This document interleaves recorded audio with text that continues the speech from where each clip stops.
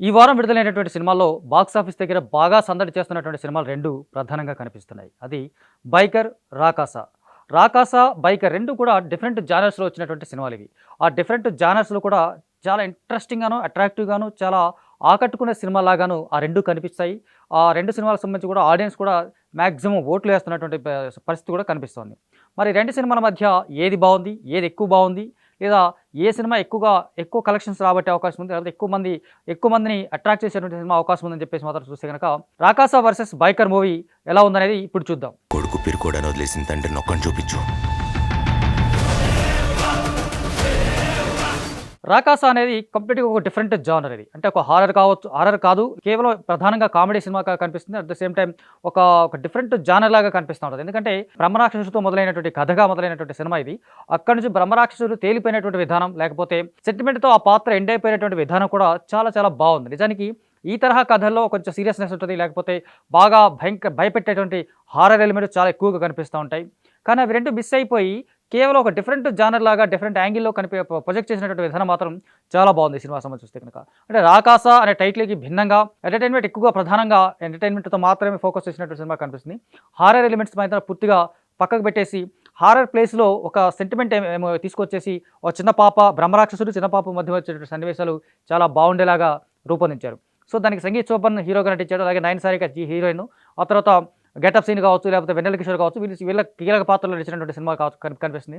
ఆ పాత్రలు కూడా బాగున్నాయి. ఆ పాత్రలు కూడా ఆకట్టుకునేలా ఉంటాయి. ఆ పాత్రలు కూడా కొంచెం మంచి మైలేజ్ లాగా కనిపిస్తుంటాయి. దానికంటే ముందు ఈ సినిమాకి అందించినటువంటి ప్రమోషన్స్ కూడా భారీ స్థాయిలో ఉన్నాయి. ఆ భారీ స్థాయిలో వచ్చినటువంటి ప్రమోషన్‌కి తగ్గట్టుగానే ఈ సినిమా కంటెంట్ పరంగా కూడా బాగుందనేటువంటి టాక్ కూడా తెచ్చుకుంది. సో, 'బైకర్‌కి' వచ్చేసరికి చూస్తే గనక 'బైకర్' కూడా ప్రమోషన్స్ పరంగా చాలా చాలా బాగా ఆకట్టుకుంది. చాలా బాగా మెప్పించింది.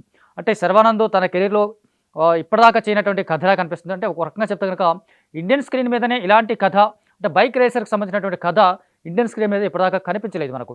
సో, ఫస్ట్ టైమ్ ఒక బైక్ రేసింగ్ కథతో వచ్చినటువంటి సినిమాలాగా వచ్చినటువంటి కథ ఇది. మామూలుగా ఇలాంటి స్పోర్ట్స్ బ్యాక్‌డ్రాప్‌లో సాగేటువంటి సినిమాలన్నీ కూడా మామూలుగా ఒక ఆట, లేకపోతే సెంటిమెంటు, లేకపోతే ఎమోషను, లేకపోతే ఇవన్నీ మిక్స్ అయ్యి రెగ్యులర్‌గా కనిపిస్తూ ఉంటాయి. అవి ఎక్కడ మిస్ అవ్వదు. మిస్ అయ్యేదానికి అవకాశం ఉండదు. మిస్ అయినప్పుడు కూడా కొంచెం అవన్నీ సమపాలలో ఉంటేనే తప్ప సెట్ అవుతాయి. సమపాలలో ఉంటేనే ఆకట్టుకుంటాయి.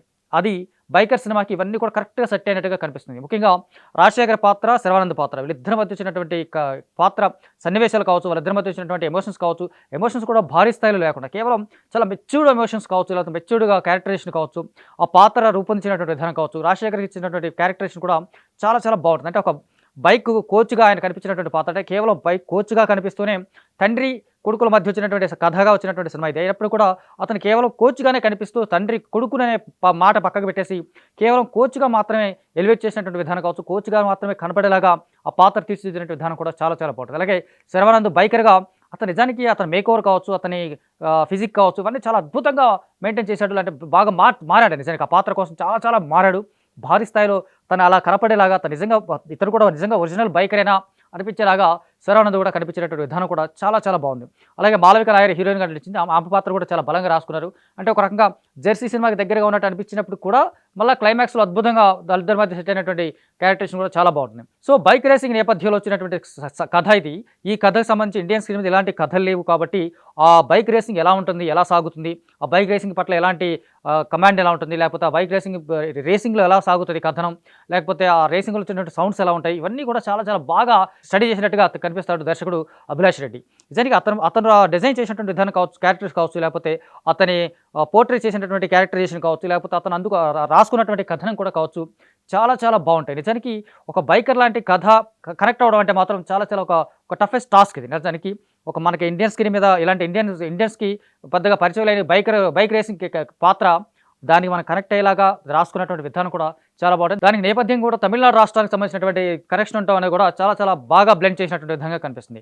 సో, మొత్తంగా శర్వానంద్ 'నారి నారి నడుమమురారి' తర్వాత వచ్చినటువంటి ఒక బిగ్గెస్ట్ బ్లాక్ బస్టర్ లాగా 'బైకర్' సినిమా కనిపిస్తుంది. 'బైకర్‌లో' వచ్చినటువంటి అన్ని ఎమోషన్స్ కూడా పర్ఫెక్ట్‌గా సెట్ అవుతుంటాయి. అవి ఎమోషన్స్ కూడా మెలోడ్రామా లేకపోవడం అనేది మాత్రం బిగ్గెస్ట్ ప్లస్ పాయింట్ ఇది. అంటే ఎమోషన్స్ కాబట్టి రకరకాలైన మెలోడ్రామా పండించడం కాకుండా చాలా మెచ్యూర్డ్‌గా డ్రామా పండించడం, లేకపోతే చాలా మెచ్యూర్డ్‌గా ఎమోషన్స్ పండించడం, లేకపోతే ఆ పాత్రకు తగినట్టుగా క్యారెక్టర్స్ ఉండటం, అంటే ఒక రకంగా పీరియాడిక్ బ్యాక్‌గ్రౌండ్ ఇది. ఎందుకంటే 1990s నుంచి 2003, 4 ఆ కాలంలో సాగేటువంటి కథగా కనిపిస్తూ ఉంటుంది.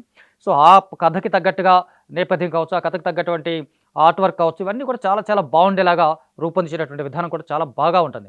సినిమా. ఒక రకంగా చూస్తే కనుక 'రాకాస వర్సెస్ బైకర్' అంటే మాత్రం చూస్తే కనుక ఒక రకంగా 'బైకర్' కాస్త ఎక్కువ మెట్టుగా కనిపిస్తుంది. 'రాకాస' కొంచెం హిట్ సినిమాగా, లేకపోతే 'బైకర్' సూపర్ హిట్‌గా కూడా కనిపిస్తుంటది. మొత్తంగా ఈ 2 సినిమాల మధ్య వచ్చినటువంటి పాజిటివ్ రివ్యూస్ మాత్రం చాలా వరకు ఒక ఉత్సాహాన్ని తీసుకొస్తాయి. అంటే ఏప్రిల్ నెలలో మనకి సమ్మర్ ముందు వచ్చినటువంటి ఏప్రిల్‌లో వచ్చినటువంటి సినిమాలు 2 సినిమాలు కూడా చాలా ఉత్సాహాన్ని తీసుకొచ్చేలాగా, కొంచెం జోష్ తీసుకొస్తూ ఉంటాయి. బాక్స్ ఆఫీస్ బరిలో చాలా కొంచెం సందడిగా కనిపించేటట్టు సినిమాలుగా కూడా కనిపిస్తా ఉన్నాయి. మొత్తంగా 'రాకాస వర్సెస్ బైకర్‌లో' 'బైకర్' కాస్త ఎక్కువగా ప్లస్ పాయింట్స్ తీసుకుందనేది మాత్రం చాలా క్లియర్‌గా చెప్పొచ్చు.